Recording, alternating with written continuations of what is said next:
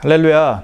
사랑하는 귀한 성도님들, 한 주 동안 평안과 기쁨과 감사로 지내셨습니까?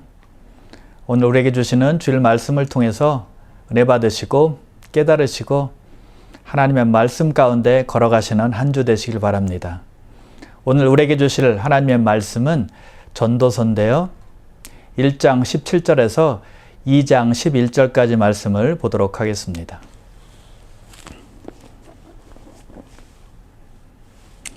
제가 1장 17절부터 읽겠습니다. 내가 다시 지혜를 알고자 하여 미친 것들과 미련한 것들을 알고자 하여 마음을 썼으나 이것도 바람을 잡으려는 것인 줄을 깨달았도다. 지혜가 많으면 번뇌도 많으니 지식을 더하는 자는 근심을 더하느니라. 나는 내 마음에 이르기를 자 내가 시험 삼아 너를 즐겁게 하리니 너는 낙을 누리라 하였으나 보라 이것도 헛되도다. 내가 웃음에 관하여 말하여 이르기를 그것은 미친 것이라 하였고 희락에 대하여 이르기를 이것이 무슨 소용이 있는가 하였노라. 내가 내 마음으로 깊이 생각하기를 내가 어떻게 하여야 내 마음을 지혜로 다스리면서 술로 내 육신을 즐겁게 할까. 또 내가 어떻게 하여야 천하의 인생들이 그들의 인생을 살아가는 동안 어떤 것이 선한 것인지를 알아볼 때까지 내 어리석음을 꼭 붙잡아 둘까 하여 나의 사업을 크게 하였노라. 내가 나를 위하여 집들을 짓고 포도원을 일구며 여러 동산과 가원을 만들고 그 가운데 각종 과목을 심었으며 나를 위하여 수목을 기르는 삼림에 물을 주기 위하여 못들을 팠으며 남녀 노비들을 사기도 하였고 나를 위하여 집에서 종들을 낳기도 하였으며 나보다 먼저 예루살렘에 있던 모든 자들보다 내가 소와 양떼 소유를 더 많이 가졌으며 은금과 왕들이 소유한 보배와 여러 지방의 보배를 나를 위하여 쌓고 또 노래하는 남녀들과 인생들이 기뻐하는 처첩들을 많이 두었노라. 내가 이같이 창성하여 나보다 먼저 예루살렘에 있던 모든 자들보다 더 창성하니 내 지혜도 내게 여전하도다. 무엇이든지 내 눈이 원하는 것을 내가 금하지 아니하며 무엇이든지 내 마음이 즐거워하는 것을 내가 막지 아니하였으니 이는 나의 모든 수고를 내 마음이 기뻐하였음이라. 이것이 나의 모든 수고로 말미암아 얻은 몫이로다. 그 후에 내가 생각해 본즉 내 손으로 한 모든 일과 내가 수고한 모든 것이 다 헛되어 바람을 잡는 것이며 해 아래에서 무익한 것이로다. 아멘.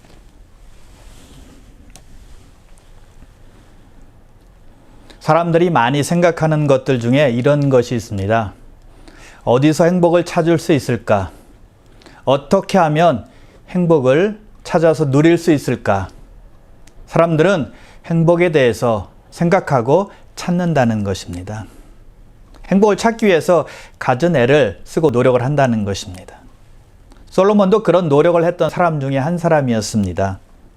솔로몬은 그 당시에 가장 부자였고 가장 지혜가 있는 사람이었지만 세상에 있는 것들을 통해 행복을 찾아보려고 했습니다. 부족한 것이 없을 정도로 다 갖추었던 그가 왜 행복을 찾았을까요?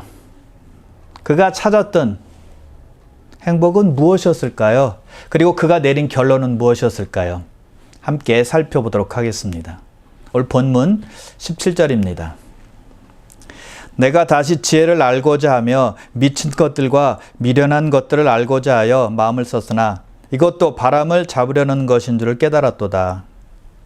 솔로몬은 어떻게 사는 것이 지혜롭게 사는 것인지 또는 어떻게 사는 것이 미련하게 사는 것인지를 알기를 힘썼다는 것입니다. 솔로몬은 삶의 지혜를 찾은 것입니다. 즉 솔로몬은 세상 지혜와 지식을 통해서 행복을 찾아보았다는 것입니다. 그렇게 행복을 찾았던 그의 결론은 무엇이었을까요? 17절 끝에 보시면 바람을 잡으려는 것과 같았다라고 말하고 있습니다. 바람을 잡을 수 없듯이 행복을 찾을 수 없었다는 것입니다. 지혜를 얻어서 지혜롭게 살면 행복하다고 생각해도 지혜를 찾았지만 헛수고였다는 것입니다. 왜 헛수고였을까요? 18절입니다.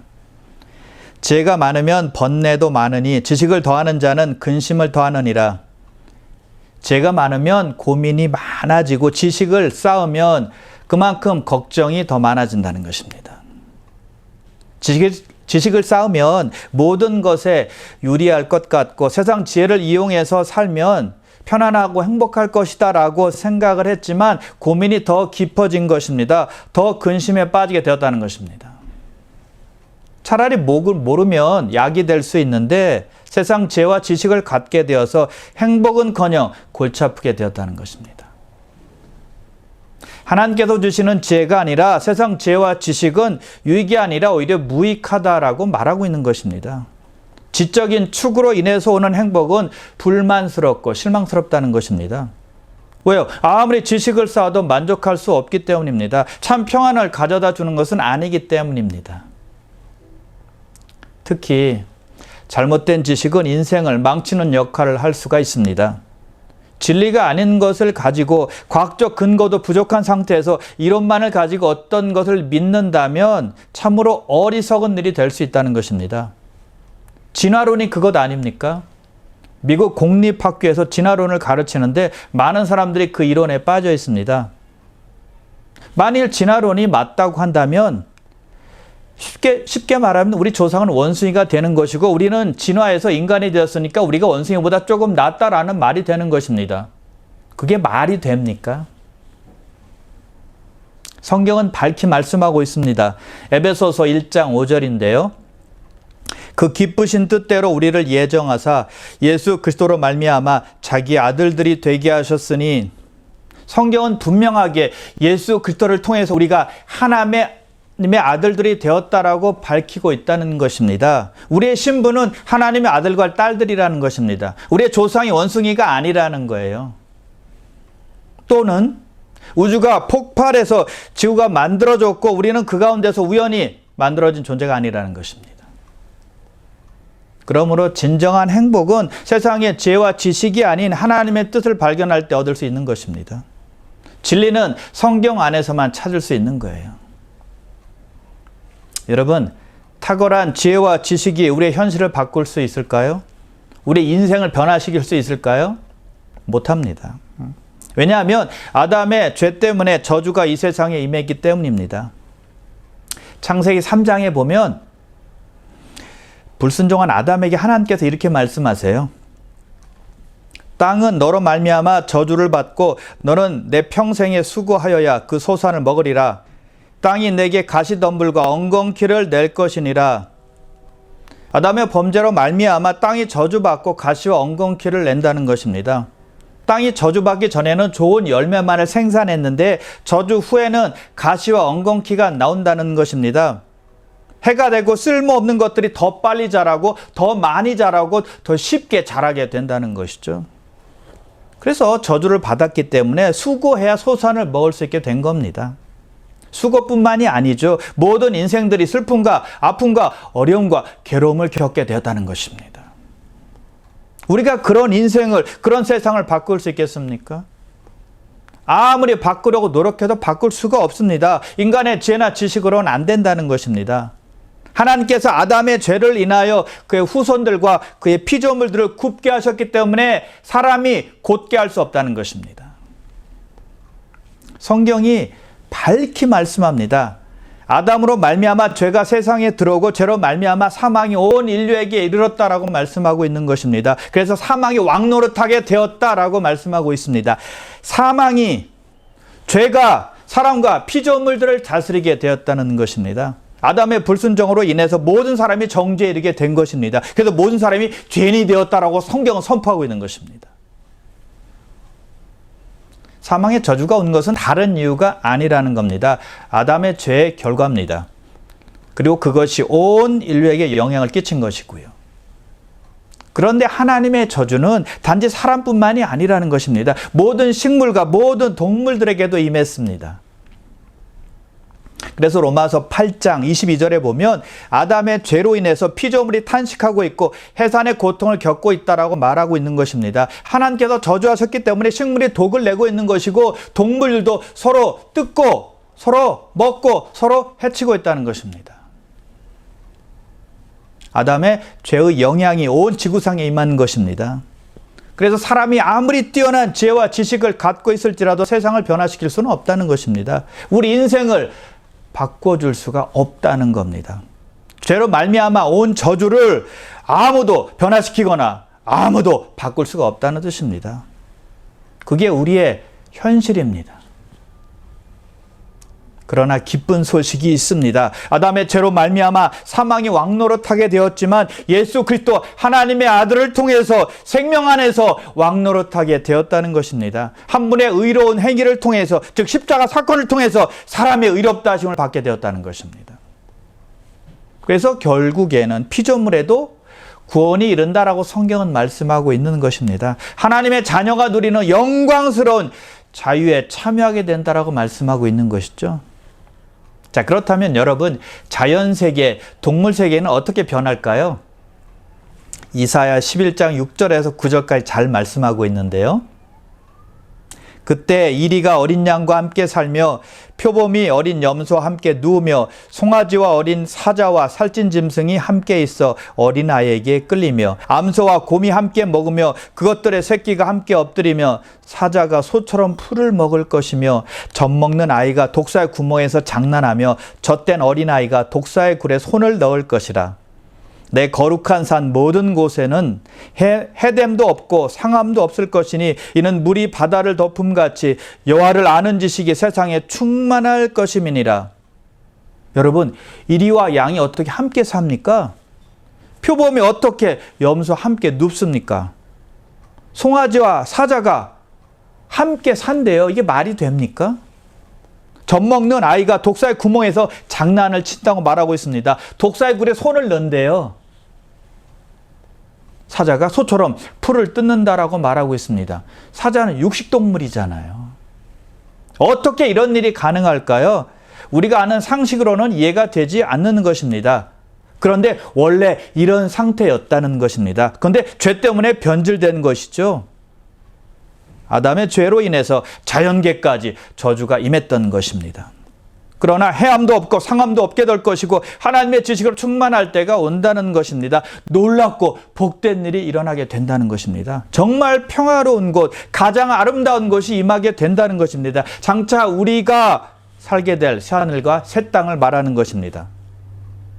여러분, 이런 곳에서 살고 싶지 않으십니까? 저주가 없는 세상입니다. 기대가 되지 않습니까? 하루빨리 이런 곳에서 살고 싶습니다. 그래서 사람의 지혜나 지식은 타락한 세상을 바꾸지 못하지만 예수 그리스도께서는 자기의 피로 사람들과 피조물을 구원하시고 평화롭고 아름다운 영광스러운 나라에 이르게 한다는 것입니다.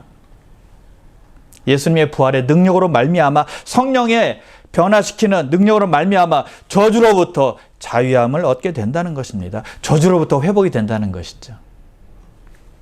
바울이 말합니다. 로마서 8장 21절인데요. 그 바라는 것은 피조물도 썩어짐의 종노릇한 데서 해방되어 하나님의 자녀들의 영광의 자유에 이르는 것이니라. 피조물들도 저주를 인하여 썩어질 수밖에 없는 존재였지만 저주에서 해방되어서 하나님의 자녀들 같이 영광스러움에 참여하게 된다는 것입니다. 누가요? 모든 피조물들도요. 영광스러운 미래가 기다리고 있다는 것입니다. 그것으로 위로받고 힘을 내라는 것이죠. 저주받아서 타락한 세상은 소망이 없지만 하나님의 은혜로 말미암아 예수 그리스도의 보혈로 말미암아서 영화로운 세상이 도래한다는 것입니다. 아멘. 그리고 솔로몬은 세상 즐거움에서 행복을 찾아보았습니다. 2장 1절인데요. 나는 내 마음에 이르기를 자 내가 시험 삼아 너를 즐겁게 하리니 너는 낙을 누리라 하였으나 보라 이것도 헛되도다. 솔로몬은 시험적으로 자신을 즐겁게 보았습니다. 그리고 낙을 누려본 것입니다. 그런데 그의 결론이 무엇이었죠? 그것도 역시 헛되다로 고백하고 있습니다. 자, 솔로몬은 먼저 즐거움을 웃음에서 찾아보았습니다. 2절에 보세요. 내가 웃음에 관하여 말하여 이르기를 그것은 미친 것이라 하였고 희락에 대하여 이르기를 이것이 무슨 소용이 있는가 하였노라. 웃음은 미친 것이라고 했고 희락이나 즐거움은 아무런 의미가 없다고 말했습니다. 여러분, 웃는 것이 잘못된 것인가요? 웃고 사는 것이 죄인가요? 즐겁게 사는 것이 문제가 있나요? 문제 없습니다. 웃는 것 죄 아닙니다. 문제될 거 하나도 없습니다. 왜요? 웃음과 즐거움은 하나님께서 주신 것이기 때문입니다. 그래서 아브라함도 하나님께서 약속으로 주신 아들의 이름을 웃음이라고 짓지 않았습니까? 누굽니까? 이삭입니다. 이삭의 뜻이 바로 웃음이거든요. 그런데 어떤 미디어나 TV 같은 곳에서 이상한 방법으로 인위적으로 웃기는 웃음, 술 먹고 파티할 때 생겨나는 웃음, 그런 웃음들은 유익이 없다는 것입니다. 그것이 끝나면 허탈하고 공허해지는 것이죠. 남는 것이 없습니다. 실컷 웃지만 유익이 없다는 것입니다. 그래서 그런 희락이나 그런 즐거움이나 그런 웃음은 유익이 없다라는 거예요. 하나님은 우리에게 하나님께서 주신 것을 누리며 살라고 말씀하셨습니다. 인조이 하라고 말씀하셨습니다. 즐겁게 살라고 하셨어요. 디모데전서 6장 17절인데요. 내가 이 세대에서 부한 자들을 명하여 마음을 높이지 말고 정함이 없는 재물에 소망을 두지 말고 오직 우리에게 모든 것을 후히 주사 누리게 하신 하나님께 두라. 재물을 사랑하고 그것에 소망을 두지는 말되 하나님께서 우리에게 주시는 모든 것을 누리며 살라고 말씀하고 있다는 것입니다. 즉 주 안에서 하나님께서 주시는 모든 것으로 하나님께 소망을 두고 감사하며 즐겁게 살라는 것입니다. 그런데 세상 쾌락 안에서 즐거움을 찾고 웃음을 찾는 것, 그것은 헛된 것이라는 것입니다. 여러분, 우리는 진짜 즐거움이 우리를 기다리고 있다는 것을 꼭 기억해야만 합니다. 우리는 영원한 기쁨을 사모해야 된다는 것입니다. 시편 16편 11절인데요. 주께서 생명의 길을 내게 보이시리니 주의 앞에는 충만한 기쁨이 있고 주의 오른쪽에는 영원한 즐거움이 있나이다. 주의 앞에는 충만한 기쁨이 있고 주의 오른쪽에는 영원한 즐거움이 있다라는 것입니다. 하나님 나라에서 느끼는 충만함, 기쁨, 즐거움입니다. 환희라는 것입니다. 이 땅에서는 이런 즐거움이 없나요? 있어요. 예수님과 동행할 때 우리에게 찾아오는 즐거움, 기쁨이라는 것입니다. 그래서 이 땅에서 살아갈 때 주님께서 주시는 즐거움과 기쁨을 조금씩 맛보다가 저 천국에 가서는 완전한 기쁨, 완전한 즐거움을 영원토록 누리게 된다는 것입니다. 그리고 3절에 보면 솔로몬은 술로 자기 육신을 즐겁게 보려고도 했습니다. 그런데 그것도 역시 헛되다라고 말하고 있죠. 술을 아무리 마시고 아무리 파티를 해도 진정한 행복을 발견할 수 없다는 것입니다. 모든 세상 즐거움의 시작은 술이라고 말할 수 있습니다. 모든 파티에는 술이 있고 술로 인해서 흥을 낼 수 있기 때문입니다. 조용한 사람들도 술을 마시면 시끄러집니다. 떠들게 되죠. 술 기운으로 말하기 때문입니다. 술이 신경을 마비시켜서 정신을 몽롱하게 해서 걱정, 근심을 잠깐 사라지게 하는 겁니다. 그런데 그것이 계속 지속되나요? 술 깨면 끝입니다. 술 깨면 속 아프고 머리 아픕니다. 금방 후회하게 되죠. 그런 생활을 계속해 보십시오. 몸이 쇠약해지게 될 것입니다. 왜요? 면역력이 약해지기 때문입니다. 사실 여러분, 하나님의 말씀 안에서 순종하고 살면 건강함도 많이 얻을 수 있습니다. 왜냐하면 마음의 평안과 안정을 얻기 때문에 스트레스로 인한 병을 많이 줄일 수 있기 때문이죠. 술 같은 몸에 해로운 것을 먹지 않기 때문에 건강할 수 있고요. 음식도 적당하게 욕심부리지 않고 먹기 때문에 살찌는 것도 예방할 수 있습니다. 여러 가지 유익이 있다는 것입니다. 물론 우리가 부르심을 받으면 주님께 가야 하지만 이 땅에 살 때 말씀에 순종하고 살면 몸의 건강도 많은 부분을 지킬 수가 있다는 것입니다. 잠언 20장 1절인데요. 포도주는 거만하게 하는 것이요 독주는 떠들게 하는 것이라 이에 미혹되는 자마다 지혜가 없느니라. 술이 사람을 우쭐하게 만들고 떠들고 소란스럽게 만들기 때문에, 즉 이성을 잃기 때문에 술로 즐거움을 찾는 것은 헛되다라는 것입니다. 그래서 술에 빠지는 사람은 지혜가 없는 사람이에요. 삶에서 지혜가 얼마나 중요합니까? 그리고 8절에 보면 솔로몬은 노래하는 사람들을 많이 고용했다고 했습니다. 음악을 통해 행복을 추구해 본 것입니다. 사람은 음악을 통해서 자신의 감정이나 기분을 위로받으려고 합니다. 기분 전환을 하는 것이죠. 음악이 기분 좋게 하는 역할을 하는 것입니다. 저는 과거 청년 시절에 하드락 음악을 좋아했습니다. 그래서 남미에 살 때는 8시간을 버스를 타고 가서 음반을 구입한 적도 있습니다. 그리고 그 후에는 소프트락을 좋아해서 그 음악을 많이 듣게 되었습니다. 근데 지나고 보니까 과거를 돌이켜보면 그 음악이 유익된 것이 하나도 없었다는 것입니다. 얻은 것이 하나도 없었다는 것입니다. 들을 때는 거기에 빠지니까 그냥 좋습니다. 다른 생각이나 잡념들을 그 순간에 잊어버리게 되는 것입니다. 잠시 있는 것뿐이라는 것이죠. 그래서 즐거움을 위해서 찾는 세상 음악도 역시 헛되다는 것입니다. 또 솔로몬은 많은 여자를 두었다고 했습니다. 즐거움을 위해서 자기 옆에 여자를 둔 겁니다. 8절 끝부분 보세요. 인생들이 기뻐하는 처첩들을 많이 두었노라. 솔로몬이 자기 옆에 두었던 여자의 수가 열왕기상 11장 3절에 나오는데요. 아내가 700명이었습니다. 첩이 300명이었어요. 도합 1000명의 여자를 자기 옆에 둔 것입니다. 여인들을 자기 옆에 많이 두면 행복이 찾아오나요? 평안이 있나요?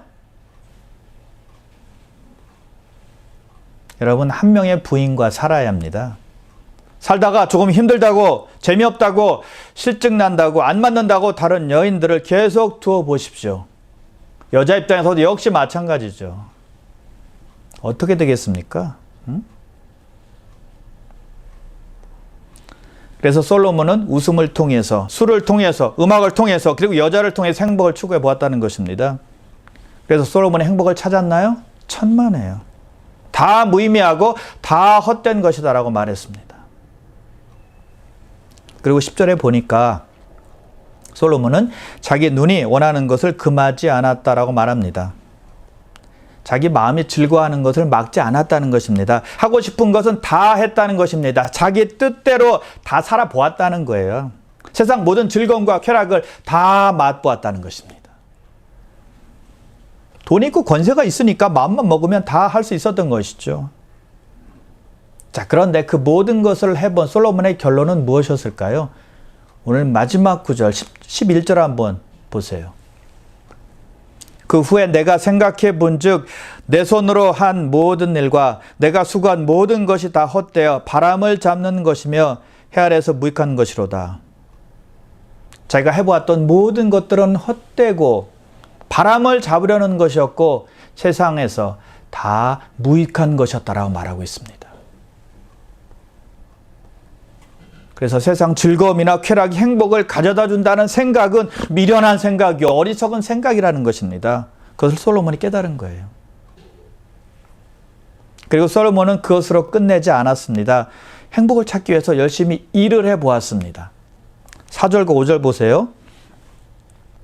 나의 사업을 크게 하였노라. 내가 나를 위하여 집들을 짓고 포도원을 일구며 여러 동산과 과원을 만들고 그 가운데 각종 과목을 심었으며.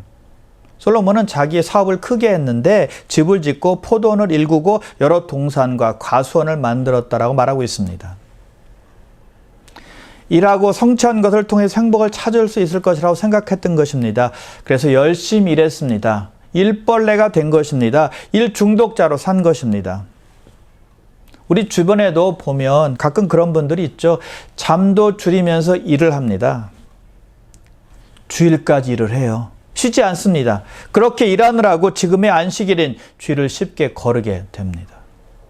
그렇게 하면 그 성취감이나 그 성공의 행복을 가져다 주나요? 11절 다시 한번 보면 솔로몬이 이렇게 고백을 하죠. 내 손으로 한 모든 일과 내가 수고한 모든 것이 다 헛되어 바람을 잡는 것이며 해 아래에서 무익한 것이로다. 진정한 행복은 나의 성취감에서 오는 것이 아니라는 것입니다. 그리고 솔로몬은 불을 통해서 행복을 찾으려고 했습니다. 7절과 8절입니다. 남녀 노비들을 사기도 하였고 나를 위하여 집에서 종들을 낳기도 하였으며 나보다 먼저 예루살렘에 있던 모든 자들보다 내가 소와 양떼 소유를 더 많이 가졌으며 은 금과 왕들이 소유한 보배와 여러 지방의 보배를 나를 위하여 쌓고 예루살렘에 살았던 그 누구보다도 소와 양떼를 많이 소유한 사람이 솔로몬이었습니다. 그리고 은과 금을 많이 소유했고 또 다른 왕들이 소유했던 모든 보배들을 자기를 위해서 쌓아두었다라고 말하고 있는 것입니다. 솔로몬은 아주 큰 부자였습니다. 그는 세상에서 가장 맛있는 음식을 먹었고 가장 좋은 옷을 입었고 가장 멋진 곳에서 잠을 잤습니다. 수많은 사람들의 섬김을 받게 되었다는 것이죠. 부자였기 때문에 가능했다는 것입니다. 멋진 생활을 한 거예요. 그래서 사람들이 돈이 행복을 가져다 줄 수 있다고 생각하는 겁니다. 그래서 라스베가스 같은 곳에 가서 도박을 해서라도 돈을 따려고 하는 거잖아요. 일확천금을 노리는 것입니다. 어떤 사람은 복권을 많이 사서 요행을 바랍니다. 돈만 있으면 행복하게 살 수 있다라고 꿈꾸는 것입니다. 물론 돈이 있으면 편리하죠. 하고 싶은 것 다 할 수 있습니다. 사고 싶은 것 다 살 수 있습니다. 가고 싶은 것 언제든지 갈 수 있습니다. 여러분 세상에 좋은 여행지가 얼마나 많습니까? 아름다운 곳이 얼마나 많습니까? 돈이 많다고 생각해 보세요. 생각만 해도 또 기분 좋잖아요. 그런데 그것이 참 행복을 가져다 줄까요? 그때뿐입니다. 다 가져본 사람, 다 돈을 마음껏 써본 사람, 솔로몬이 이렇게 고백을 합니다. 그가 쓴 잠언에서 이렇게 말을 해요. 잠언 15장 16절인데요. 가산이 적어도 여호와를 경외하는 것이 크게 부하고 번뇌하는 것보다 나으니라. 돈이 좀 적어도, 돈이 좀 부족해도 당장 내 집세를 염려하는 한이 있더라도 여호와를 경외하는 것이 나으니라라고 고백을 하고 있는 것입니다. 그것이 옳은 일이라고 말씀하고 있는 것입니다. 그리고 잠언 15장 17절에는 이렇게 말합니다. 채소를 먹으며 서로 사랑하는 것이 살찐 소를 먹으며 서로 미워하는 것보다 나으니라. 돈이 많으면 고민이 많고 문제가 생기고 갈등이 생기고 미움도 생기게 되는 것입니다. 그래서 서로 사랑하기가 힘들어진다는 겁니다. 그래서 살찐 소를 먹고 미워하는 것보다 채소를 먹을지라도 서로 아끼고 사랑하는 것이 옳은 일이다라고 말하고 있는 것입니다. 여러분 그래서 잘 사는 나라일수록 이혼율이 높습니다. 가난한 나라일수록 이혼율이 작아요. 왜 그럴까요? 서로 부족하니까 서로 의지하고 서로 돕고 살기 때문에 이혼율이 적은 것입니다. 한국이 잘 살고부터 이혼율이 높아지지 않았습니까? 자녀들이 원하는 것은 아빠 엄마가 돈을 많이 벌어서 잘 먹고 잘 살게 해주는 것이 아닙니다. 가족이 함께 보내는 사랑하는 가족관계를 원하는 것이죠. 자, 그렇게 많은 재산을 모은 솔로몬 행복했나요? 행복하지 않았습니다. 11절 다시 한번 읽어볼까요? 그 후에 내가 생각해 본즉 내 손으로 한 모든 일과 내가 수고한 모든 것이 다 헛되어 바람을 잡는 것이며 헬에서 무익한 것이로다. 그러므로 솔로몬이 추구했던 세상의 지혜와 지식으로도 즐거움과 쾌락으로도 일로도 돈으로도 진정한 행복을 찾을 수가 없었다는 것입니다. 이런 말이 있죠. 하나님께서 사람의 마음속에 만들어 놓으신 공간이 있는데 그것은 하나님만이 채울 수 있다. 그렇습니다, 여러분. 우리의 마음속의 공간을 하나님으로 채울 때 우리는 진정한 행복을 찾을 수 있는 것입니다. 그래서 우리는 하나님으로 갈급해야만 합니다. 하나님으로 갈증을 느껴야 된다는 것입니다. 그렇다면 참 행복은 무엇일까요? 예수 그리스도를 통해서 하나님 안에 거하는 것, 바로 그것입니다. 우리가 하나님과의 올바른 관계 안에 있을 때 그때 비로소 진정한 행복이 있다는 것입니다. 고린도후서 3장 5절입니다. 우리가 무슨 일이든지 우리에게서 난 것 같이 스스로 만족할 것이 아니니 우리의 만족은 오직 하나님으로부터 나느니라. 그러므로 사랑하는 귀한 성도 여러분, 하나님으로부터 오는 것이 만족이요 참 행복인 것을 잊지 마시고 하나님 안에 거하기를 힘쓰고 애쓰는 여러분 되시기를 주님의 이름으로 축원합니다.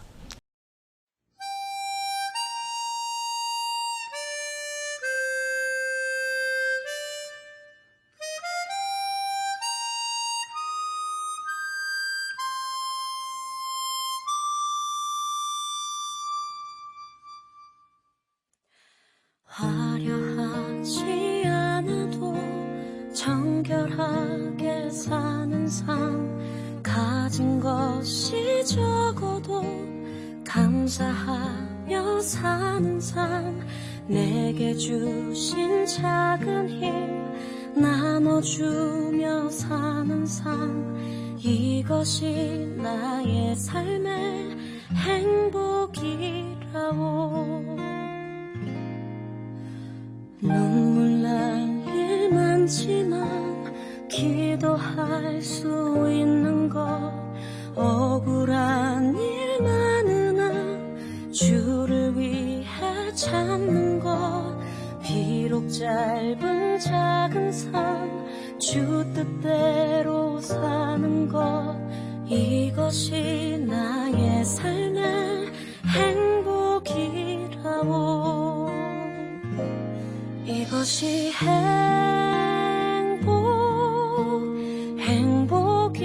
행복이라고. 세상은 알 수 없는 하나님 선물, 이것이 행복이라고.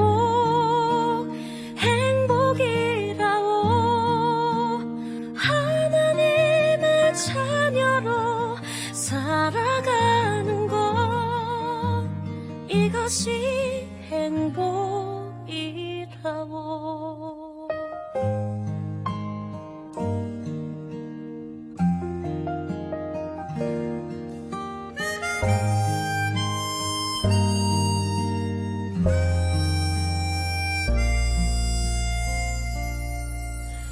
눈물 날 일 많지만 기도할 수 있는 것, 억울한 일 많으나 주를 위해 참는 것, 비록 짧은 작은 삶 주 뜻대로 사는 것, 이것이 나의 삶의 행복이라오. 이것이